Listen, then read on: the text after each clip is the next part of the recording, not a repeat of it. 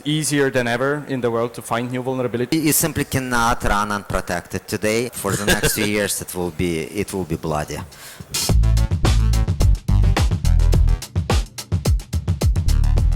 I think we've got some great fashion coming up here now.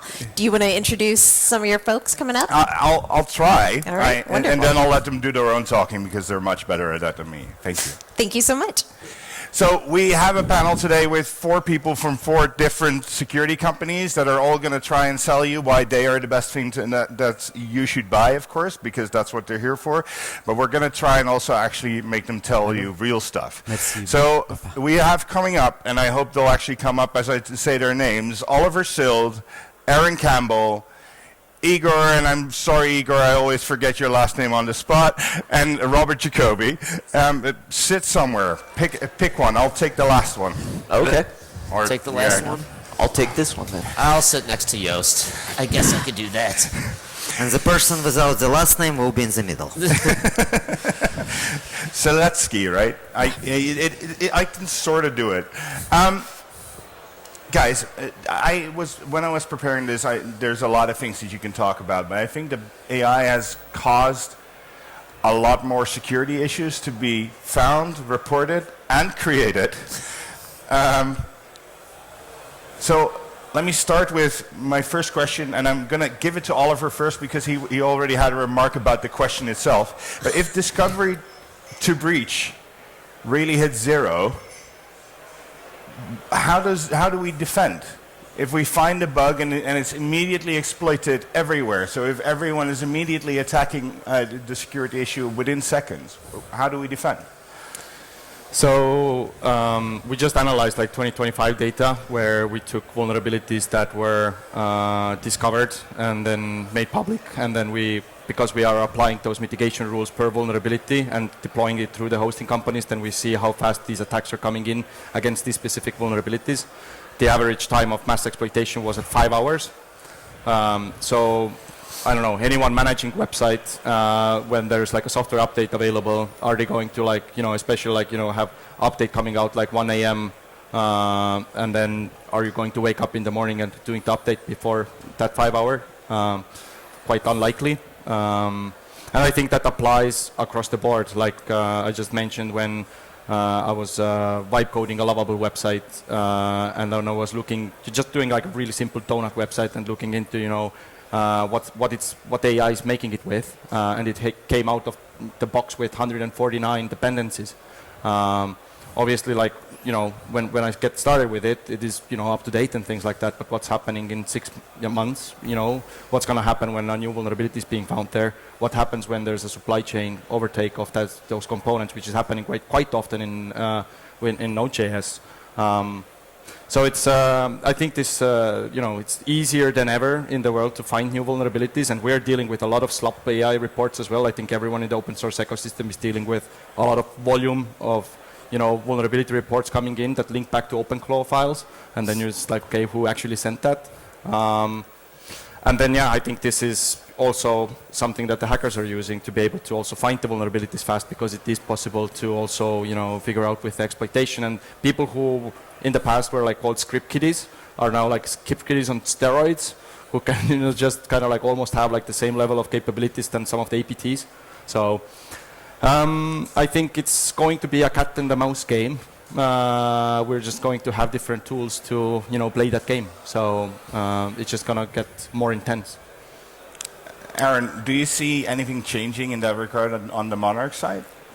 Definitely. I think that the shorter that time frame becomes, the harder the old process is of recognizing the issue, coming up with the fix, rolling it out. To your point, like, is someone going to be up in that 5-hour gap and ready to update all their production systems in that time and those kinds of things?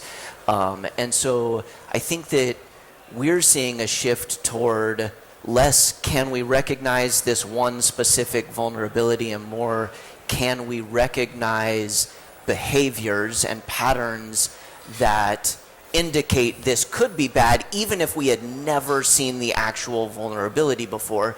And I think more and more security systems, no matter what layer you sit at, are going to have to move towards that more behavior-based understanding what might be happening even if we've never seen that exact action before, because it becomes, if that time really reaches zero, where there is no time to prepare between when it's discovered and when it's exploited, you just have to be prepared for that ahead of time, watching for it. Yeah. And I think that's a significant shift in the way things have happened, but I think it's the way that these kinds of AI tools that the hackers are now employing is kind of pushing our industry. So I want to get to these other guys, but the guy next to me has moderated more sessions than I'm ever going to do in my life, and was pointing out to me that I forgot to actually introduce these guys to you. So let's do that real quickly first. You can start, Robert. Oh, I can start because I picked on you for it. I'm Robert Jacobe, Chief Experience Officer at Blackwall. We focus on security and intent-based visibility, which Aaron was kind of touching on with behavioral measuring at the DNS level, firewall level for security. Igor? So I'm founder of CloudLinux. We do Unify. We sit on like 64 million websites, protecting them. Founder of Patchstack, focusing on vulnerability discovery and application, specifically like application runtime security on the kind of the deepest end, I guess. VP of product at Monarx, and we focus on solving the malware issue, especially across the hosting environments. You mentioned layers. Igor, how do you see this industry? As in, like, do you look at it as the layers yourself? Oh yeah, definitely. I mean, there is definite, like, security in depth and all the layers are part of security overall, and we have to go there. Let me, if you don't mind, I'm going to address one of the points which I found interesting. So yes, we're also seeing that since the vulnerability gets discovered, the time for exploit is very short. What we haven't noticed is the rollout of the exploit, like actual exploitations, taking shorter amount of time. So before it would take, like, after hackers weaponize the vulnerability, it would take them anywhere from 18 to 30 days to attack the fleet. It's still the same time frame. So if you think that, hey, if I don't upgrade in 5 hours, I'm done, no, not at all. You still have days before they actually get to your site. And I think it creates a little bit more time and a little bit less panic that the world is over. Aaron and I are just looked at each other like, well. I don't know that has been our experience. I do think, I mean, you might be one of the lucky ones that is at that 65 million websites. So we sit on 2 layers. So we actually sit on multiple layers. We see IPs, we see actual exploits, and we see malware. So we see all of that, and we can tell you that this particular malware on this particular server was delivered through this particular vulnerability. We're, I think, the only people here who can see all 3. It takes 18 to 30 days for them to roll out the campaign. It doesn't take 5 hours for them to roll out. You are not going to hit your particular site, is not going to be hit within 5 hours. Some sites will be hit within 5 hours, but they simply cannot hit 60 million of sites or 600 millions of sites with the attack at the same time. Yeah, but I think yes, the huge volume of sites, fine. Yeah, I can't hit 600 million sites at one time. But the threats are getting so sophisticated that it's like, I want to target these, 2,000 financial institutions. Oh, of course. And so that vulnerability time to exploit, to deployment of destruction, that's shrinking down to 0. So that's why you need to stop in all the other layers with the most specific tools to handle that. 100%. If you're running websites that are critical infrastructure, if you're running websites doing tens of millions in dollars in transactions, 100%. You have to be there. You have to be there all the time. You have to fix it right away. If you're running a small e-commerce shop, you'll be day 10, day 7, maybe day 3. Is that your feeling too, Oliver? I see you. I mean, for example, we released this white paper, and what we did, actually, we partnered with Monarx in that sense because, as Igor said, like we don't have the visibility into what is happening with the malware or like when the malware is getting injected. What we do have a visibility to is when every single other layer of WAFs are failing on the network level, on the server level, and when the WordPress, like when the specific vulnerability is being exploited inside of a WordPress site, plugin or something.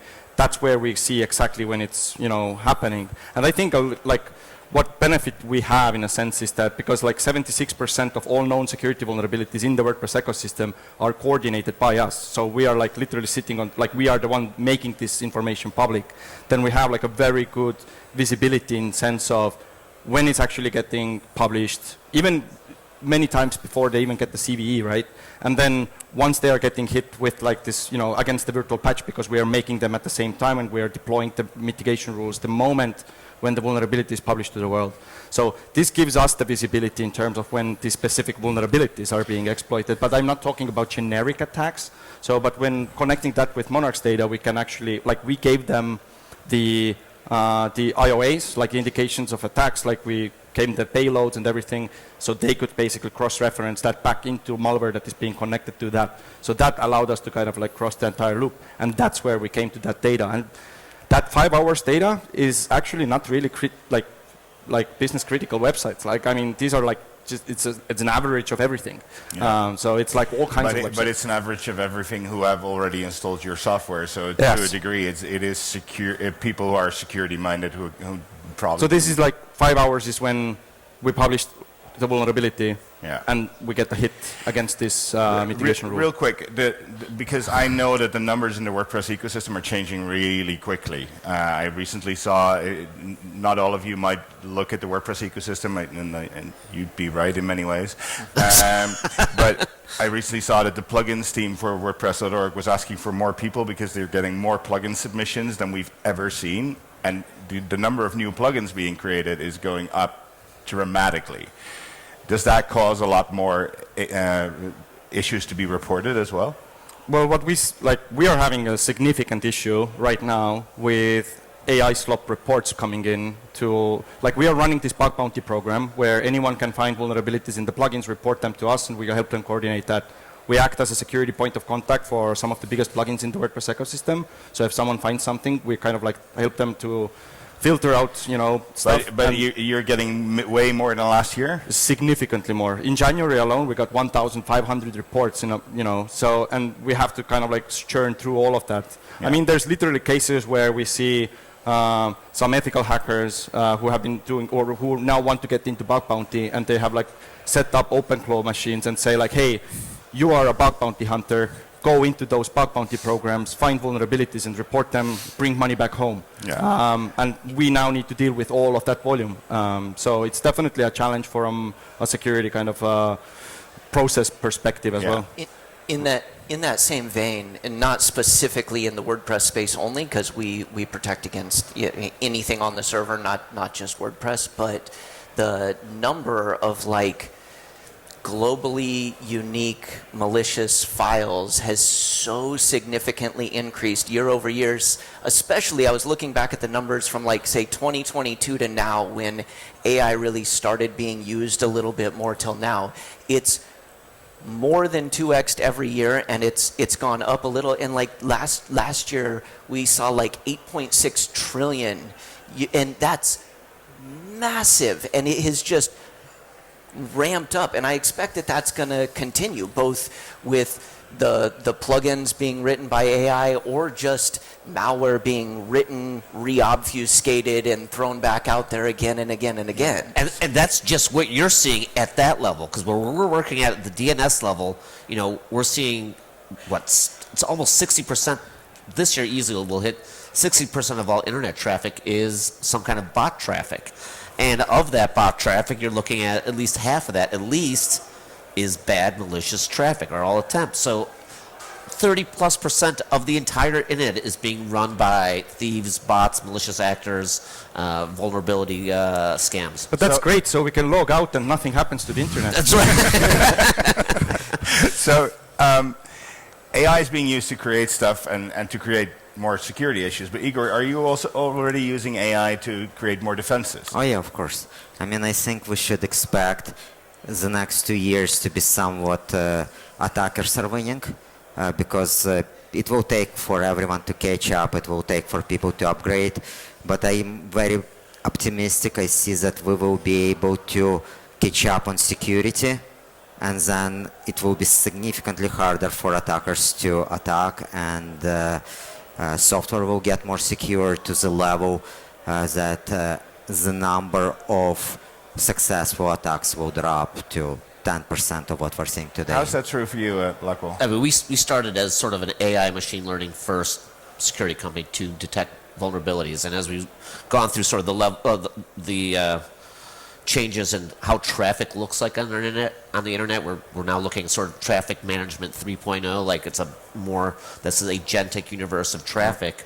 The trick is, and I love that Aaron mentioned it earlier, is finding the intent of the traffic, because you're not going to be able to go through 1,500 in January, 2,000 in February, 35,000 at the end of the year vulnerabilities. You need to be able to understand the patterns that are being created by agents versus what normal humans like all of you guys are doing, and how you interact with the website, because if that's how you interact with the website, the bot will try to do that, but they're just not, they're still bots, and there's signatures and tweaks and the way they try to reach out to your website. It could be the best sort of agentic evil bot, but it's going to leave a trail that's different, because maybe it'll try to hit that login box too quickly, or why. So it's a cat and mouse game of improving that thing. Aaron, how's this working at Monarch? Are you using AI to... Absolutely. I mean, to be able to process the amount of data that I'm talking about us pulling through and really make sense of it and be able to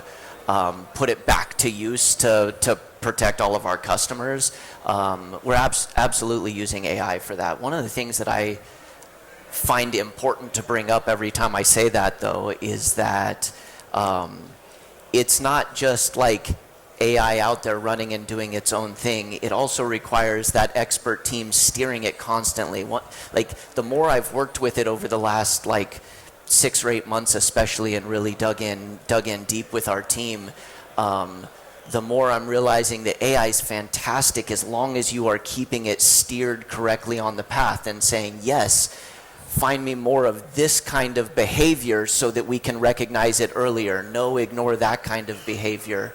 But it's extremely powerful in helping us turn that data into those behaviors that we want to be able to recognize in order to find those bad actors that he was talking about before you might have an actual hard signal that they're a bad actor, just because of the way they came in or what they're doing or the kinds of things that they're accessing.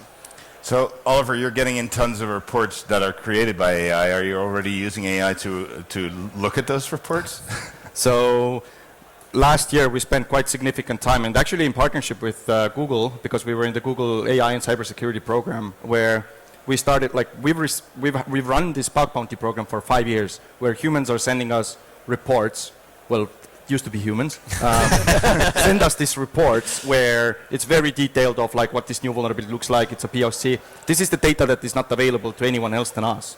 So we started basically building on top of that to create essentially a security researcher that has been in our community, and basically make an AI version of that. The problem is that every 3 months or something, when you get to a point where it's doing pretty well, then you get a new model, and then you're like, okay, let's start building it again. So that has been kind of a challenge, and I would see one problem that has not gone away with AI, specifically when it comes to finding new vulnerabilities, is it's so confident that it's right when it's not. And then when security teams have to churn through all of this vulnerability information, you at one point are I'm going to use AI to find vulnerabilities, and it's going to find these vulnerabilities, but it's also going to tell you that there's 1,000 other things that are not vulnerabilities, and then you compare to a researcher who is okay, I'm just going to do code review, go through the stuff, and then just find the real things. It's almost the same amount of work is being done, because on one hand you need to do just so much revalidation. And when it comes to this kind of security, vulnerability finding and things like that, the margin of error you are going to have is so slim that is the challenge there. But this is definitely something that we're working on, and honestly speaking, that is the only way forward, because it is impossible for anyone to do anything manually here to be able to go and kind of like deal with all this volume of vulnerability reports coming in. So it's the volume. it's That's the only really way. The volume is too high. It's not possible to have almost any manual interaction in this process. So let's go back a tiny bit. We've talked about attackers using AI, but what does that look like? How do they actually use it? Do we have any idea? I have a good idea. So it's kind of interesting. So right now we're starting to provide web application firewall for WordPress. And the way we develop rules, like within minutes after vulnerability being published, all you have to do, you give old code and new code to AI. You have a WordPress instance that is set up by AI with all those plugins. It will figure out the vulnerability, how to abuse this vulnerability. It can create a solution for that, patch, web application, firewall rule, everything. So all they need is old code, new code, and knowledge that there is vulnerability, and it's minutes to deliver the... I 100% see this. So when I used to run the WordPress security team, one of the things that, I stopped committing code to WordPress for a while because it was an indicator that people were using that was like, oh, that's probably a security-related thing because the head of the security team committed it to the thing, right? And so people have always been watching big open source repositories and that kind of stuff. The fact that they can now have AI say, here's the old, here's the new, tell me what in this could be exploited, it makes it so much, it's not that they never did that before, but it's so much easier and faster for them now. And so I do think that right now a lot of what we're seeing is the same stuff that we've been dealing with for many, many years, but just amplified and sped up in a way that we've never experienced before. I mean, we could go back 30, 40 years when you had modems and dialing up and demon dialing, trying to get all the phone numbers, and then going, dumpster diving for credit card receipts and passwords, and now it's the digital version of all that because everything's online. So everyone's computer is now a dumpster that's ready to be exploited. And then there's all the fascinating, well, it's true, and it's just like yes, all your computers are dumpsters. as a dumpster, yeah. But then you get all these fun, like now prompt injection attacks where people are, I'm just going to attach my calendar to whatever LLM and have some fun with it, and then some question's going to come in, and my local LLM will automatically answer that, and in that answer is all of a sudden an exploit and a package delivered, and now everyone's computer becomes another bot that is attacking all of our systems and services. So the breadth of it, so there's the volume, the speed, but also the breadth of being able to create all sorts of new and unique kinds of vulnerabilities and exploits. From a geek perspective, it's fascinating because it's like, wow, that's really cool. Wait a minute, that's really bad. And that's why, sorry, I'm going to interrupt you again. But I mean, that's why you have us all in here, because we're attacking at different stages, except for CloudLinux. But I mean, if we look at it, there's sort of that network layer, the application layer, the infrastructure layer, and the onion approach to security will always be the best because you're trying to knock out as many things at every level, so you only have to really. I think Oliver called that the Swiss cheese approach to security. It's actually not called by me, but I think someone else called it this way. But it's a very good example. Yeah. Something like this approach that you were talking about, comparing the diffs, for example. So this is exactly the way how exploits are being done. So this is exactly the way why the time to attack is so short, because that's what has been done for the past few years already as well. Now it's just like writing this exploit is also a lot easier and kind of like deploying the attacks. But something we've been monitoring the same way, like all these diffs.